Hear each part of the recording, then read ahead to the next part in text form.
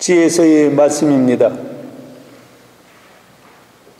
부드러운 정적이 만물을 뒤덮고 시간은 흘러 한밤중이 되었을 때 당신의 전능하신 말씀이 하늘의 왕좌에서 사나운 전사처럼 멸망의 땅 한가운데로 뛰어내렸습니다. 그는 당신의 단호한 명령을 날카로운 칼처럼 차고 우뚝 서서 만물을 죽음으로 가득 채웠습니다. 그가 땅 위에 서니 하늘이까지 닿았습니다. 당신의 명령에 따라 온 피조물의 본성이 저마다 새롭게 형성되어 당신의 자녀들이 해를 입지 않고 보호를 받았던 것입니다. 진영 위는 구름이 덮어주고 물이 있던 곳에는 마른 땅이 나타나는 것이 보였으며 홍해는 장애물이 없는 길로 거친 파도는 많은 벌판으로 바뀌었습니다. 당신 손길의 보호를 받는 이들은 그 놀라운 기적을 보고 온 민족이 그곳을 건너갔습니다. 그들은 풀을 뜯는 말들 같았습니다. 또 어린 양들처럼 이리저리 뛰면서 주님 자기들을 구해내신 당신을 찬양하였습니다. 주님의 말씀입니다. 하나님 감사합니다. 주님께서 여러분과 함께 루카가 전한 거룩한 복음입니다.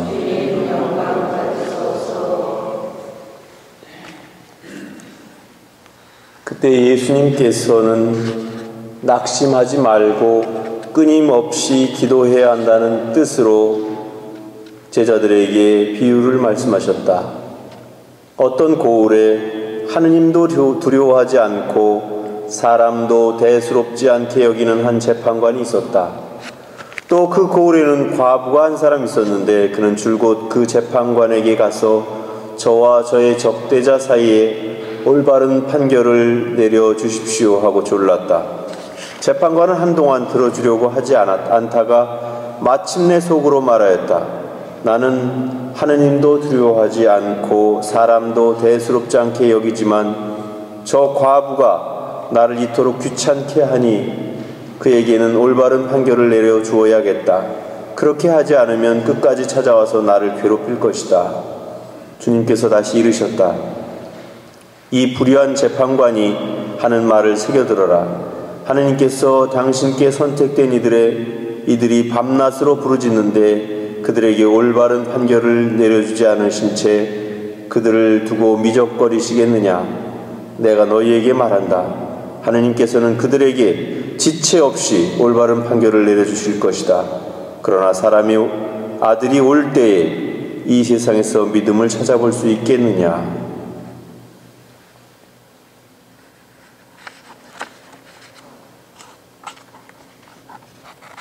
주님의 말씀입니다.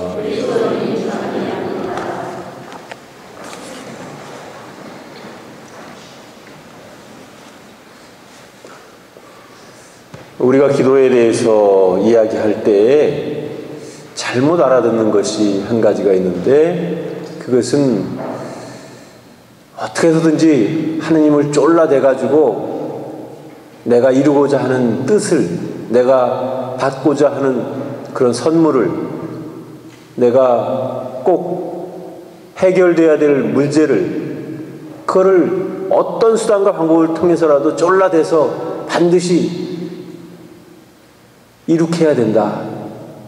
그렇게 생각하는데 그건 절대적으로 잘못된 생각입니다. 특히 개신교에서는 입만 열면 그냥 주르르 기도가 나와가지고 사돈의 팔촌의 동생의 친구에까지 다 얘기를 합니다. 그거 잘못된 기도입니다. 분명히 이야기하지만 하느님이 그렇게 어리석은 분이 아니시고 이미 우리가 기도하기 전에 다 알고 계셔요. 그렇다면 우리는 뭐 때문에 기도하느냐? 사실은 우리가 품은 뜻, 우리가 이루고자 하는 소원, 그것을 이루기 위해서가 아닙니다. 혹여나 내가 하느님의 뜻대로 사는 데에 내가 하느님을 제대로 뜻을 따라갈 수 있는지에 대해서, 그러니까 내 뜻이 하느님에게서 이루어지길 바라는 것이 아니라 하느님의 뜻이 내 안에서 이루어지기를 바라야 되는 것입니다. 그것이 기도입니다.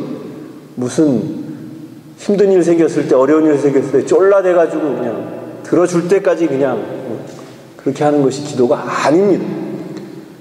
물론 우리가 힘들고 어려울 때 하느님께 기도함으로써 하느님께서 자연스럽게 그것을 해결해 주시고 또 그 소원을 들어주시고 선물을 주시고 분에 넘치는 은총을 주시고 그런 것은 사실입니다.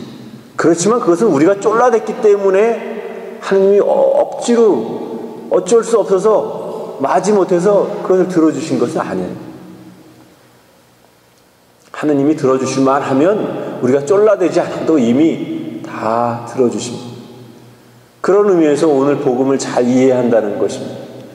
예수님께서는 낙심하지 말고 끊임없이 기도하라는 의미로 비유를 들려주셨는데, 어떤 고을에 불의한 재판관이 있었는데 그 고을에 마침 과부도 하나 있었는데 억울한 사정이 있었습니다. 과부가 가서 이것 좀 공정하게 좀 처리해 주십시오. 아무리 얘기했지만 들은 척도 안 했습니다.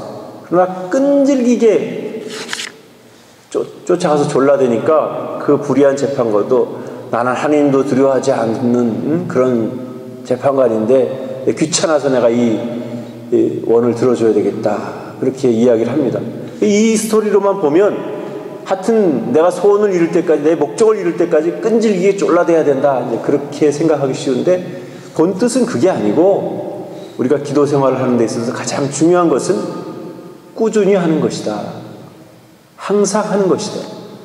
한번 해보고 마는 것이 아니고, 또 취미생활 하다가 취미가 떨어지면 그만두면 그것으로 끝나는 것처럼 그렇게 생각하는 것이 아니고, 기도는 좋든 나쁘든 싫든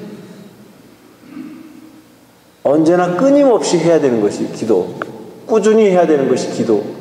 그리고 몇 번 기도해보다가 하느님이 내 기도 안 들어주시네 하고 집어치우는 그런 게 기도가 아니고 끊임없이 기도하라는 것입니다.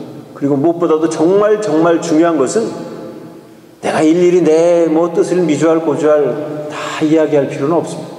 이미 하느님이 알고 계십니다. 다만 내가 어떤 지향을 가지고 하느님께 그것을 원하는 까닭은 그래도 내가 하느님에 대한 신뢰와 하느님을 향한 나의 마음을 표현하는 것 뿐이지, 내가 쫄라댄다고 해서 하느님이 그 쫄라대는 걸 꼭 들어주신다는 그런 보장은 없는 것입니다.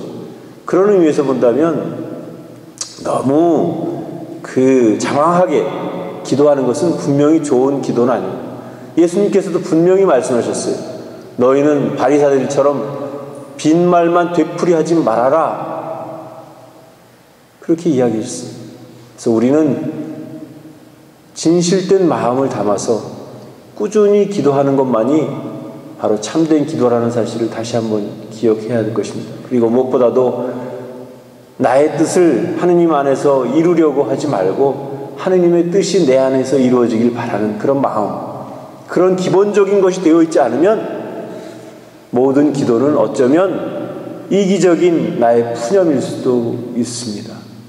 그런 의미에서 우리가 기도할 때 장황하게 많은 것을 하는 것보다도 화살기도 한 번 하더라도 정과 성을 다해서, 정성을 다해서 기도를 하는 것이 중요합니다. 우리가 정성을 다해서 하는 그 기도는 하느님의 마음도 움직이고 하늘도 움직이고 또 모든 세상의 사람들을 감동시킬 수 있을 것이라고 생각을 합니다. 그런 의미에서 우리는 낙심하지 말고 끊임없이 기도해야 한다는 예수님의 말씀을 잘 알아듣고, 비록 화려한 기도는 아닐지라도 정성을 담은 소박한 그런 기도를 늘 잊지 말고 하느님께 바칠 수 있는 우리 자신들이 되었으면 좋겠습니다.